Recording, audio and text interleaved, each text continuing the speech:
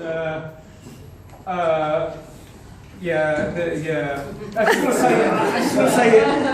want to say about today. Today I thought I had a meeting with the Prime Minister, and I got on my bike to go, and basically I told everybody, today I'm meeting the Prime Minister, which is sort of got something to do with my humility. And I cycled there, which also has got to do with my humility. This is me on a bike, cycling to the Prime Minister. And I got there, and I said to the policeman, "I'm here to see the Prime Minister," and gave him my card. At least I speak to that policeman there. So I took it off him and was all like, I'm here to see you. Slowly got knocked down a bit. I gave it to him and he said, "Wrong date."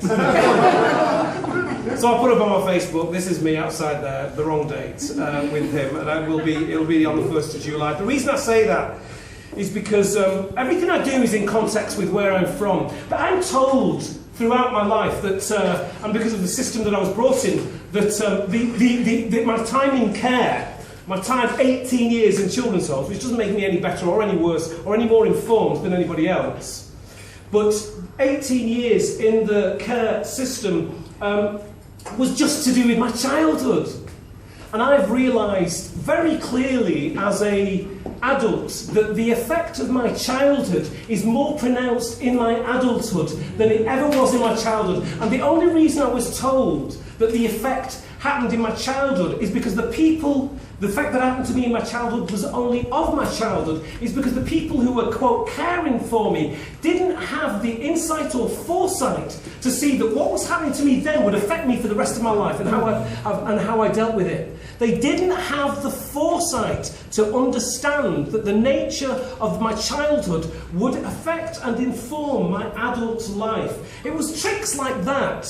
It was tricks like not having a family and realising that the dysfunction of family is part of the function of family. It was through not having family that I realised how important family is. If I stopped you breathing now, you would suddenly realise that your emotions are based on your breathing, because it's your emotions that would panic. If I stopped your breathing now, you would suddenly realise that your hands needed breathing because they would start to tingle. If I took away your family now, you would suddenly realise that the things that you don't see in your family nature are the things that are important in your family nature, and you only realise that when you have children and you start acting like your parents. I don't, and I did realise that, and I wouldn't wish it on my own worst enemy to go around the circle. I've realised to see how incredible family is with its dysfunction. You are not supposed to get on with your own family. You're not supposed to. You live your life. You live your life thinking, oh, family's not all that good, Lemn. No, it's not. It's not supposed to be. You're supposed to be separating and coming together and separating and coming together for the rest of your lives. However, we who are in care are separated, and that's it. Me, sorry, I should speak of me. And that's it. And what this allows is a unique insight into the nature of family. We are seers of family, not of the PR company that is family, that must tell everybody that everything is okay as long as we don't speak outside of these four walls. Everything is not okay, and that's okay, and we know that because we haven't got it, because we've seen what it's like to trip out the outside of it. A homeless person understands the nature of home. A person who's losing their breath, that is drowning, understands how powerful breath is. Insights that young people in care have and develop throughout their life are incredible. Think of, for a second, the worst trauma that has happened to you. A father who's died, a mother who's died, an uncle, a child, those times you were trying and couldn't and didn't and it wasn't, and how that brought you to your knees, how you stood up from that, and how you carry that story with you for the rest of your life, whatever you do. Now think about that. And think for a second that a story somebody told me the other day, an incredible story of a man who had Alzheimer's. And this man who had Alzheimer's, his dog died. And this will link with what I just said. And he took his dog to the vet. And the vet said, you've not been given it its diabetes jab, we've got to put it down. And he put the dog down, and the man went home. And the next day, he woke up and he thought, where's the blooming dog? Oh, I sent it to the vet. Of course I did. And he calls the vet up, and the vet says to him, your dog's died. And he has to suffer the nature of his dog dying again. And it happens again and again and again, day after day after day. Think of your worst trauma. Then imagine that a child, every time they wake up in a children's home or are separated from their parents, has to experience and hide that trauma every day of their lives. And then ask yourself, how strong must a person be to do that before they smash a window because they're angry? How incredible must a person be to do that? And one question, the one reason for this exhibition, above all, is to show the unique nature and skills of a group of people who deal with the most incredible situations on a daily basis, using incredible skills just to get out of the house. I believe that we as a society negate the existence of the child in care because they're from us. They're ours. They're ours, man.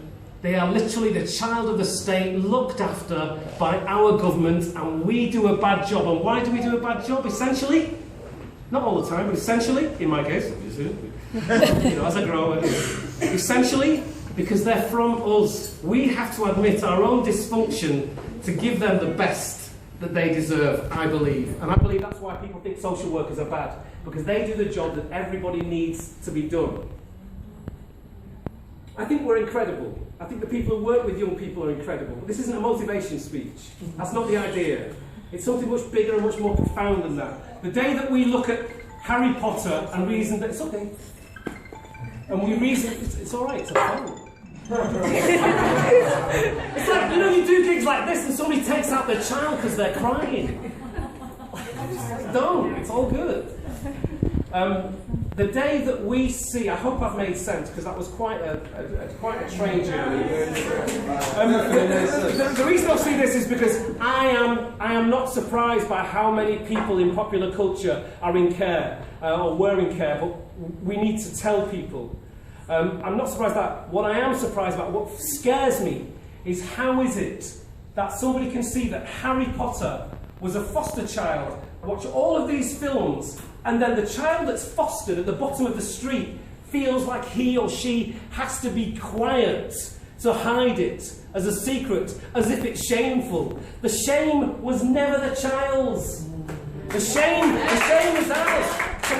So we need to elevate the nature of the person in care, because they're already there. Children's writers already saw it. It's in the Bible. I didn't use any out of the Bible, but Moses was adopted.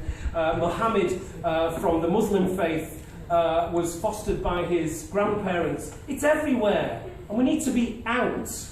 I'm not walking through my life going to dinner parties ashamed of who I am and ashamed of my story. When everybody else talks about families, their family, their sister and their brother, without realising how much it affects their day-to-day lives. I'm not the one to say, what I do like saying is, I was brought up in children's homes, then the whole mood goes down, the temperature changes, you know what I mean? And then I say, for murdering my parents. Sorry, I had to go there. Quote, let me just say murdered his parents. Revealed as a Coram Fellow. Ladies and gentlemen, have a wonderful afternoon. Every one of you, I've wanted to be here, and I truly appreciate it. If you were going to give a critique of my talk that I've just given to you, what you would say, and what I would say, is that I could have paused, because a good pause can be very effective.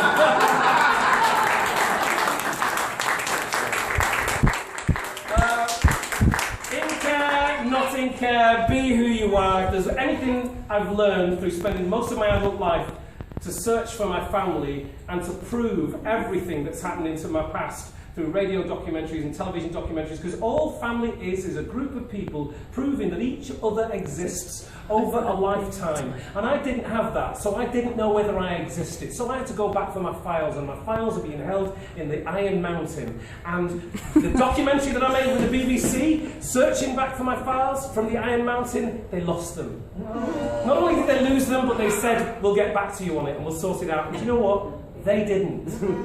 and because they didn't. Because was I adult services when I asked for that? Or was I child services?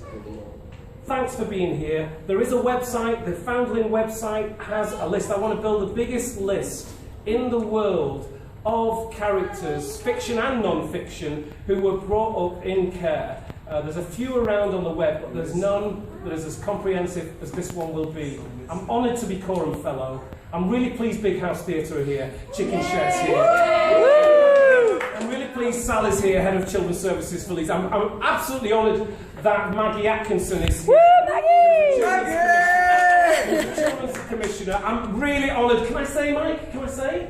Can I, that a Foundling, Mike, who we've met through various ways, has come here, and I really appreciate that. I've got to say thank you to Philip Miles, who did the whatever you call, what is it? Vinyl. He's a graphic designer. I most of all want to thank the incredible Charlotte, who's here.